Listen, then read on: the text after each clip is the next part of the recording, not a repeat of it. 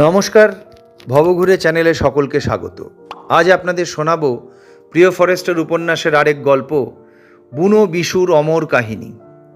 সিংভূম, পালামৌ, ময়ূরভঞ্জের হাড্ডাহাড্ডি টাঁড় অরণ্য দেখতে দেখতে কিছুদিন ছুটি নিয়ে শাল শিমুল থেকে দূরে সুন্দরী গরানের হিংস্র রহস্যগন্ধি পৃথিবীর দিকে চলেছি।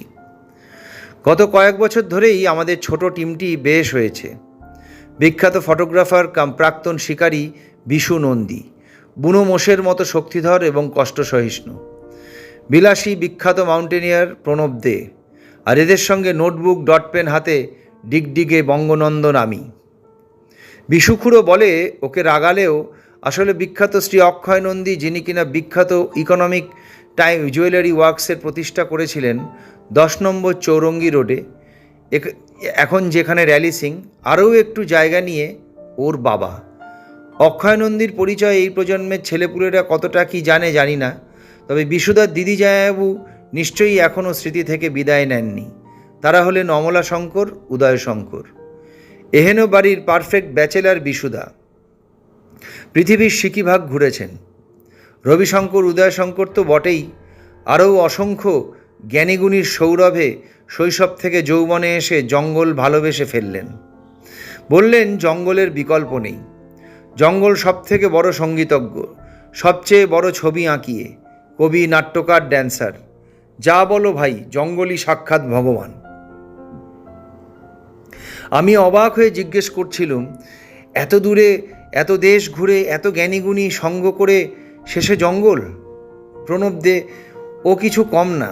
মাউন্টেনিংয়ে বেসিক অ্যাডভান্স কোর্স করা, সাদা বরফ তার শ্বেত পাথরের মহাদেব। রাইনহোল্ড মেসনাথ থেকে বাচেন্দ্রী পাল অবধি মুখের ডগায়। চোখ বুঝলে হিমালয়ের সব জটিল পাস আর গ্লেসিয়ার চাউমিনের মতো কিলবিল করে ওঠে। কদিন পরেই টিম লিডার হয়ে কালিন্দী পিক ট্র্যাভার্স করতে যাচ্ছে। সেও সব ছেড়ে মাঝে মাঝে জঙ্গলে হাঁপ ছাড়তে আসে। বুঝলেন না কমলদা, ডাকবাংলো আর জঙ্গলের চার্মই আলাদা। বরফের একটা ব্যাপার আছে বুঝি, তবু কি জানেন, এক সময় দিনের পর দিন কেবল সাদা বরফ আর কালো মৃত্যু ছাড়া অন্য রং নেই। তাই মাউন্টেনিয়ারিংকে বলে কিং অফ স্পোর্টস। তবু দাদা এত রূপ, এত সম্মোহন। আমি নোট লিখি, কখনো একা, কখনো লুকিয়ে। হঠাৎ রাতে ডাকবাংলোর ছাদে কিংবা টিলার উপরে সূর্যাস্তে দাঁড়াই। প্রণব তখন কুয়ো থেকে জল তোলে, কিংবা কাঠ চেড়ে, কিংবা দৌড়ে 8 কিলোমিটার দূরে হাট থেকে মুরগি, পেঁয়াজ, পাহাড়ি মাছ নিয়ে আসে। বিশুদা খুন্তি মুছে প্রস্তুত, মনে মনে ঠিক করে ফেলেছে আজও একটা অন্য রেসিপি মুরগির। আমি পদ্য লিখতে লিখতে জিজ্ঞেস করলুম, আচ্ছা বিশুদা, তুমি তো ডিম দিয়ে মুরগি রাঁধলে, দারুণ হয়েছিল। এখন আরও 2টো বাকি, এক মাছ দিয়ে মাংস, কখনো খাইনি, দ্বিতীয় মাংস মাছ ডিম দিয়ে 3 in 1। বিশুদা ক্যামেরার লেন্স থেকে চোখ সরিয়ে মুচকি হাসলো। তুমি কি থট রিডিং জানো? আমি বললুম কেন? বিশুদা কেন? আজকে প্রণবকে 2ই আনতে বলেছি, পাহাড়ি মাছ আর বুনো মুরগির ককটেল। এবার আমাদের গোসাবা হয়ে আরও ভেতরে, একেবারে বাঘের হালুমের মধ্যে বসে আড্ডা দেবার পরিকল্পনা। ওদের দুজনেরই 2টো নাম আছে, একজনের খুঁড়ো, আরেকজনের নাম পাহাড়ু। হ্যাঁ খুঁড়ো, তুমি হঠাৎ শিকার ছেড়ে দিলে কেন? এত বড় মজার খেলা তুমি নিশ্চয়ই সরকারি ধমকে ছাড়োনি?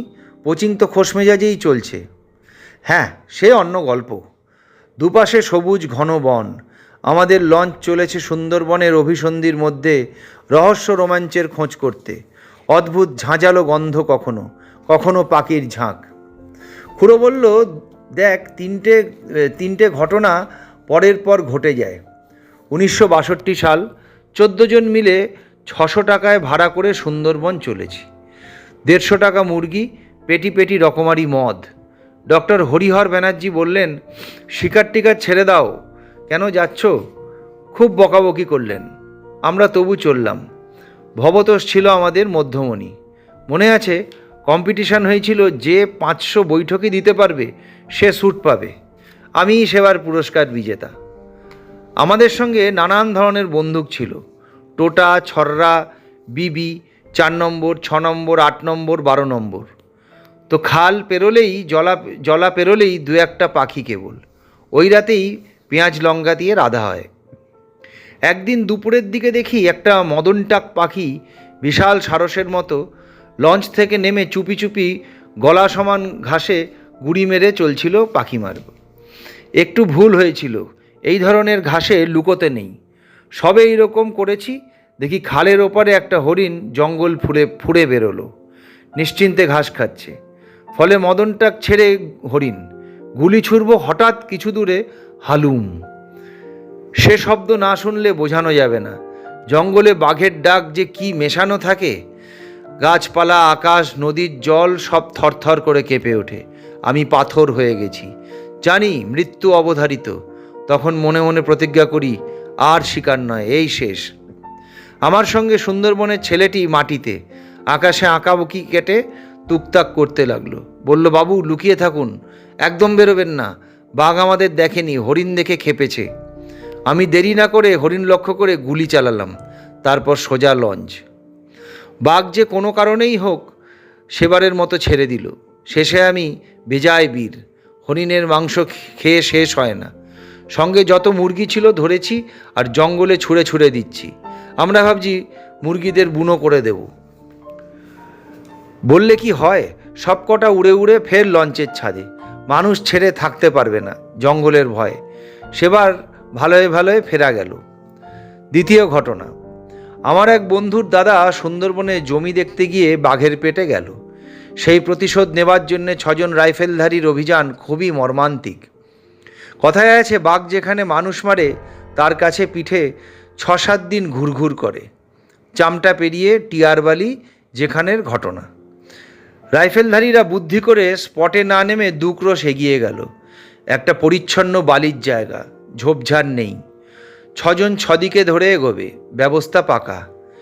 সবে তারা লঞ্চ থেকে নেমেছে, হঠাৎ বালি ফুঁড়ে একটা বাঘছাল বিদ্যুতের মতো ঝাঁপিয়ে পড়ল, আবার হেতালের বনে মিলিয়ে গেল।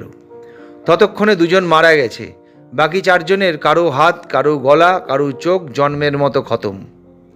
এদিকে ব্যাপার হয়েছে কি, বাঘ ঠিকই স্পটের আশেপাশে ছিল। ঝোপের আড়াল থেকে দেখছে লঞ্চের অন্যরকম মানুষ আসছে। একটা কথা মনে রাখা দরকার, সুন্দরবনের বাঘ হচ্ছে বাঘ, পৃথিবীর সবচেয়ে চতুর জন্তু। এত বুদ্ধি ধরে বুঝতে পারো না, নতুবা মানুষের মতো বুদ্ধিমান জীব মেরে খায়। ব্যাটা লুকিয়ে লুকিয়ে সব লক্ষ্য করেছে। যেই ওরা লঞ্চ এগিয়ে নিয়েছে অমনি বাঘ আগে ভাগে পরিষ্কার জায়গায় পৌঁছে বালিতে লুকিয়ে রয়েছে। শেষে মাস ম্যাসাকার। এই ঘটনার পরও আমি সুন্দরবনে যাই, তবে ভেতর থেকে দমে গিয়েছি। আর আগের মতো শৌর্যবীর্য নেই। তবু নেশা, জঙ্গল ডাকে। আর জঙ্গলের ডাকের তো সময় নেই। হয়তো বাথরুমে স্নান করছি, জঙ্গল ডাকলো। কিংবা প্রেমিকার সঙ্গে আড্ডা দিচ্ছি, ডাকলো। কিংবা চানা বাটুরা খাচ্ছি, ডাকলো, আয় বিশু আয়। ব্যাস, সব ছেড়ে ছুড়ে হু হু করে অন্ধের মতো ছুট। তো শেষে ফের সুন্দরবন। তখন বয়সও কম। 2 দিন পর পর প্রতিজ্ঞা পাল্টে যায়। কি করা, বনের ভেতর যাচ্ছি, সঙ্গে সব লোডেড রাইফেল।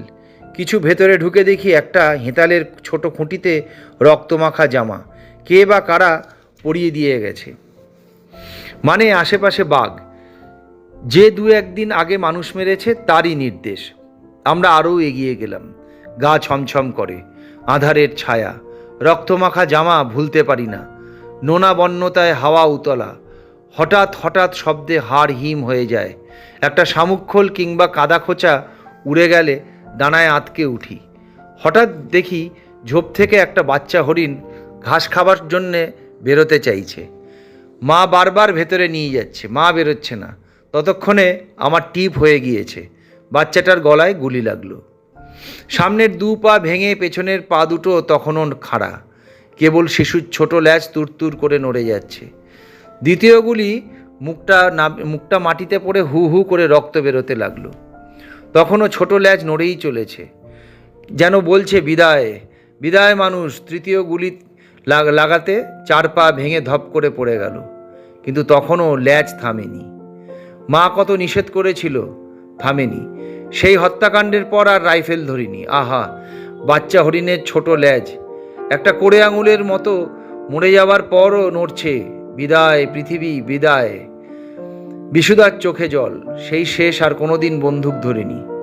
অনেক দিন পরে আবার সুন্দরবনে, জোয়ারের জলে ডুবে যাওয়া এক আশ্চর্য অরণ্য। এখানে পশু হত্যা আর মানুষ হত্যা সমান সমান। তবু ভয়ঙ্কর ছাড়া যেমন সুন্দর হয় না, তেমনি সুন্দরবন মৃত্যু, সৌন্দর্য এবং রহস্যময়তার স্বর্গ। তবু মৃত্যু মুহূর্তে জন্যও মনে পড়ে না। আমাদের লঞ্চের শব্দে পাড়ে শুকিয়ে থাকা কুমির ঝপাং নদীতে। বাঘ কি আসবে না? নিদেন একটা হালুম, কিন্তু আমাদের যে মন খারাপ হয়ে গেল। 6জন মানুষ মারা গেছে একটা হরিণ বধের গল্পে, কিন্তু এই বাচ্চা হরিণের বিদায় মুদ্রায় ছোট অসহায় রক্তমাখা নরম লেজ কেবল নড়ে যাচ্ছে, বলছে বিদায় বিদায় মানুষ, বিদায় ধরিত্রী মা। আমি দূরের হেতালের বনে অন্যমনস্ক হয়ে রইলুম। একটা মদন টাক হাত 15 দূরে চোখ বুঝে বসে। ধন্যবাদ।